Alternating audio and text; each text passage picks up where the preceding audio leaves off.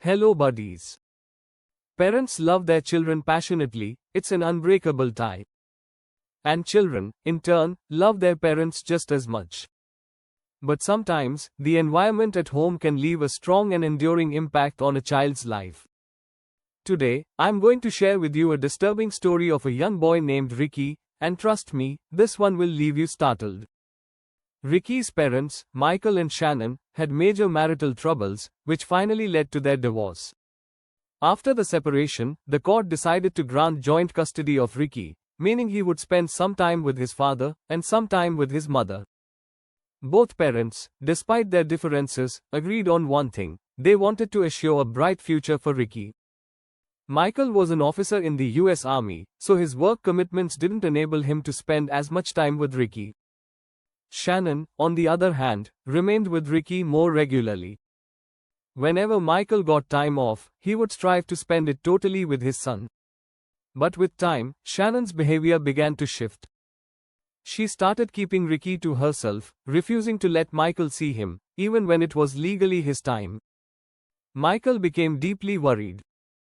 He observed that months had passed, and Shannon hadn't permitted him to see Ricky even once. So, he went to the court to file a complaint.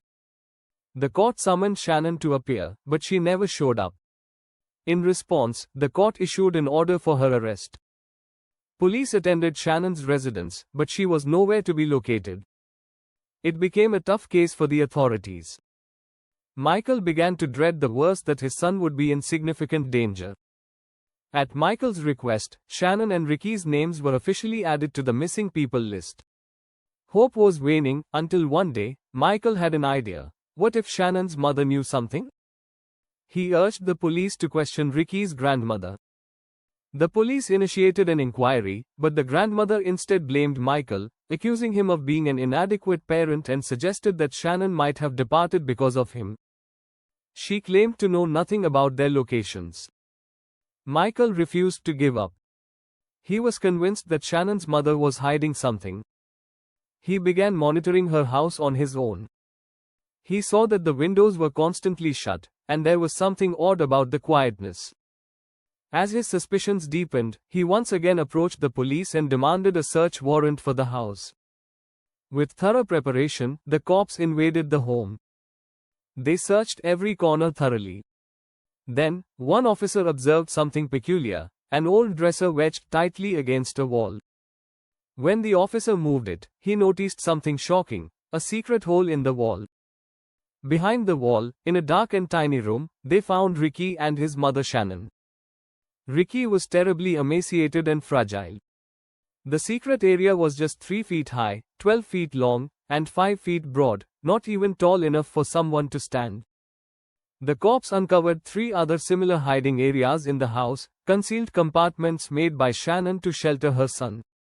For 2 long years, she had kept Ricky confined inside those walls, fearful that Michael may take him away. Shannon later claimed that she never tried to injure Ricky, yet plainly, the child was in agony. He had not stepped outside the house in 2 years. Shannon and her mother had been fooling the cops all this time.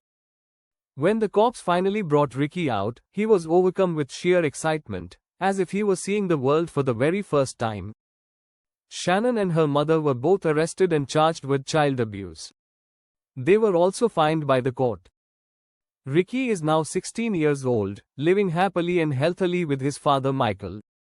His story became so well known that people began referring to him as the boy behind the wall.